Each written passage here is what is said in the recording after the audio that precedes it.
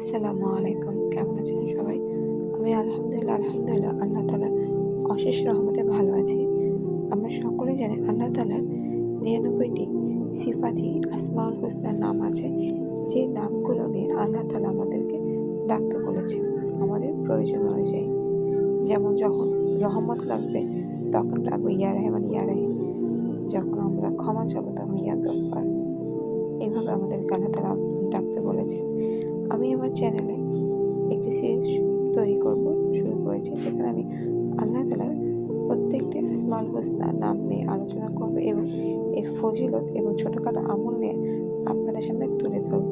যে প্রথম যে আসমাউল হুসনা নামটি নিয়ে আলোচনা করব সেটা হচ্ছে আল বারিউ। আল বারিউ নামের অর্থ আমল, আর আল বারিউ নামের অর্থ হচ্ছে প্রাণ প্রত্যনকারী। প্রথম যে আমলটি হচ্ছে, যদি কোনো বান্দা